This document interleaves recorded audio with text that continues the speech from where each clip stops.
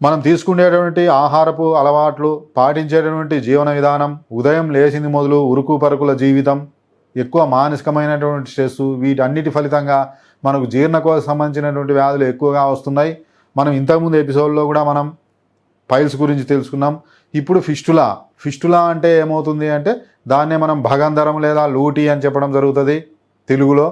ఈ ఫిస్టులా రావడానికి కూడా గల కారణాలు ఏంటంటే మనం సరైన టయానికి ఆహారం తీసుకోకపోవటం, ఉపవాసాలు ఉండి ఒకేసారి ఎక్కువ హెవీ ఫుడ్ తీసుకోవటం, నాన్ వెజ్ ఎక్కువ తీసుకోవటం, స్పైసీ ఫుడ్ ఎక్కువ తీసుకోవటం, వాటర్ తక్కువ తీసుకోవటం, పీచు పదార్థాలు తక్కువ తీసుకోవటం, ఇంకా మనకు మైదాతో చేసినటువంటి ఆహార పదార్థాలు ఎక్కువ తీసుకోవటం, ఎక్కువసేపు కూర్చోవటం, ఎక్కువసేపు డ్రైవింగ్ చేయటం, వీటన్నిటి ద్వారా మనకు యానస్ లేదా మలద్వారం దగ్గర ఉండేటువంటి యానల్ గ్లాండ్స్ ఉంటాయి, వాటినే క్రిప్ట్ గ్లాండ్స్ అంటాం.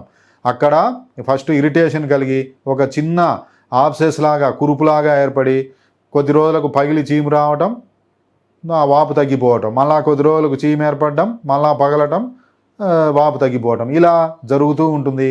దాన్ని ఎప్పుడైతే నిర్లక్ష్యం చేయటం ద్వారా ఈ పెరియానల్ ఆబ్సెస్ అంటాం, ఇదే తర్వాత లోపలికి వెళ్ళి ఒక ట్రాక్ లాగా ఇంకొక చోటు నుంచి బయటకు వస్తుంది. దాన్నే మనం ఫిస్టులా ట్రాక్ అని చెప్పడం జరుగుతుంది. ఈ పెరియానల్ ఆబ్సెస్ను మనం భగంధర పిటిక అంటాం. మనకు ఫిస్టులా ట్రాక్ ఏర్పడితే దాన్ని భగంధరం అంటాం. ఇంకా ఇది ఫిస్టులా కానీ, పైల్స్ కానీ, ఫిషర్ కానీ కొన్ని రకాల వ్యాధుల్లో, ముఖ్యంగా టీబీ వ్యాధుల్లో కానీ, హెచ్ఐవి వ్యాధుల్లో కానీ, మనకు మలద్వారానికి సంబంధించినటువంటి కొన్ని రకాల క్యాన్సర్లో కానీ, ఇంకా మనకు పేగుకు సంబంధించినటువంటి irritable bowel syndrome, inflammatory bowels disease, Crohn's disease, ulcerative colitis, వీటన్నిటిలో కూడా పేగు పొక్కుతుంది. వాటిల్లో కూడా ఈ సమస్య వచ్చే అవకాశం ఉంటుంది. మరి ఈ పైల్స్ ఫిషర్తో పోలిస్తే ఫిస్టులా అనేది కొంత మొండి జబ్బు అని చెప్పవచ్చు. ఇది నిదానంగా కానీ తగ్గదు. అయితే ఈ ఫిస్టులా ఉండే ప్రదేశాన్ని బట్టి మనకు రకరకాలుగా ఉంటాయి.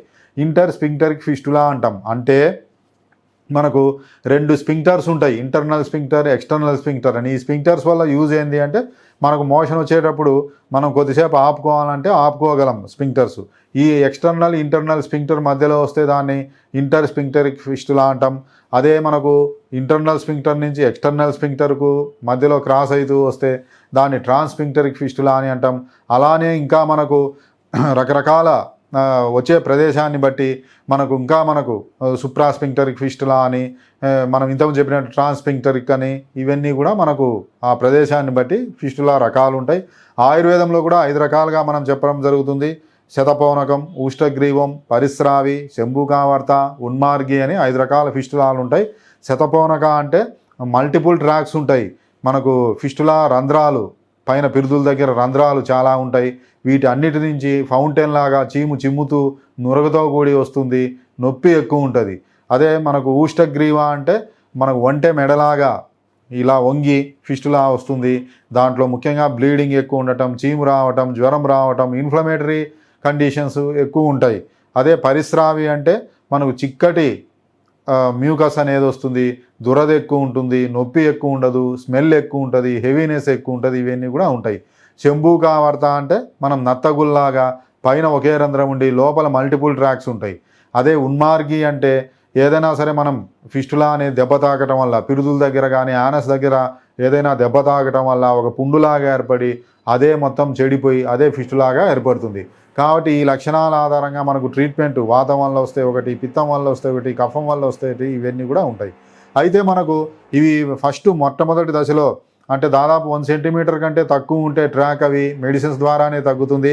అలా కాకుండా మనకు 3 సెంటీమీటర్స్ కంటే ఎక్కువ ఉంటే ట్రాకు క్షారసూత్ర అనే చికిత్సా పద్ధతి ద్వారా మనకు అద్భుతంగా తగ్గుతుంది. క్షారసూత్ర అంటే ఒక మెడికేటెడ్ ఆల్కలైన్ థ్రెడ్ ఉంటుంది. ఇది ఫిస్టులాలో ఎంట్రీ ఎగ్జిట్ నుంచి తీసుకొచ్చి టై చేయటం ద్వారా అది కట్ చేసుకుంటూ వస్తుంది. ఫిస్టులా ట్రాక్ ఒకవైపు కట్ చేసుకుంటూ ఒకవైపు హీల్ అవుతూ వస్తుంది. కాబట్టి మిగతా రకాలైనటువంటి సర్జికల్ ప్రొసీజర్స్ కంటే కూడా ఈ క్షారసూత్ర అనేది మనకు ఆల్రెడీ రీసెర్చ్ కూడా చేసి కనుక్కోవడం జరిగింది. దీనివల్ల మళ్ళీ తిరగబెట్టడం అనేది చాలా అరుదు. వారానికి దాదాపు 1/2 సెంటీమీటర్ నుంచి 1 సెంటీమీటర్ వరకు కట్ చేసుకుంటూ వస్తుంది. కాబట్టి మనకు ఆ లెంత్ను బట్టి ఎన్ని వారాలు అనేది మనం నిర్ధారించడం జరుగుతుంది. ప్రతి వారం మనం థ్రెడ్ అనేది టై చేసుకుంటూ ఉండాలి. ఈ విధంగా ఈ ఫిస్టులాకు ముఖ్యంగా చాలా వరకు మందులతో తగ్గదు ఫిస్టులా. ఈ క్షారసూత్ర అనేది అవసరం. ఇవన్నీ కూడా మన మెడినైన్ ఆయుర్వేద హాస్పిటల్లో లభ్యమవుతున్నాయి. మన మెడినైన్ హాస్పిటల్లో అత్యాధునికమైనటువంటి ఆపరేషన్ థియేటర్లో స్పైనల్ లేదా లోకల్ అనస్థీషియా ఇచ్చి మంచి స్టెరిలైజ్డ్ ప్రక్రియల్లో ఈ క్షారసూత్ర క్షారకర్మ చేయడం జరుగుతుంది.